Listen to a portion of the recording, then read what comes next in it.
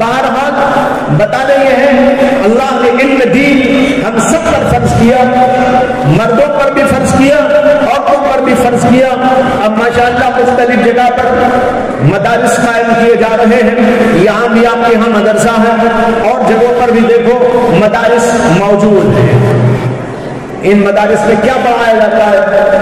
ان کے اندر قرآن، حدیث پاک، فقہ کے مسائل، سیرت النبی، سیرت الصحابہ، آداب، تہذیب، اخلاق، یہ سب چیزیں مدارس کے اندر پڑھائی وہ سکھائی جاتی ہیں۔ ہاں البتہ یہ کہہ سکتے ہیں کہ اس وقت جس انداز کی ہمارے یہاں تعلیمات ہیں اس میں تھوڑی سی کمی ہے، اس کمی کو پورا کرنے کی کوششیں ہوں، ان کو اور بہتر بنانے کی کوششیں ہوں۔ ہماری ایک بچی مدرسے میں آ کر پڑھ کر نکلے تو اس کے اخلاق بہترین اخلاق ہو، وہ پورے خاندان کو جوڑ لینے والی ہو،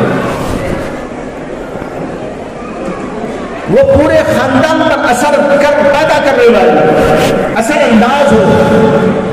اس کو دیکھ دیکھ کر پورا خاندان سدھرتا چلا جائے، اس کے اخلاق کو دیکھ کر، اس کے دین کو دیکھ کر، اس کی دینداری کو دیکھ کر، اس کی نماز کو دیکھ کر، اس کے تقوی کو دیکھ کر، اس کی پرہیزگاری کو دیکھ کر، مدرسے میں پڑھ کر جانے کے بعد وہ پورے خاندان کے لیے ایک نمایاں کردار ادا کرنے والی ہو، اور سارے لوگ دیکھ دیکھ کر اسے سیکھیں کہ ایمان کیا، اسلام کیا، اخلاق کیا، تہذیب کیا، تمدن کیا، تقوی کیا، طہارت کیا، نماز کیسی، اور یہ سب چیزیں لوگوں کے اندر آنی شروع ہو جائے۔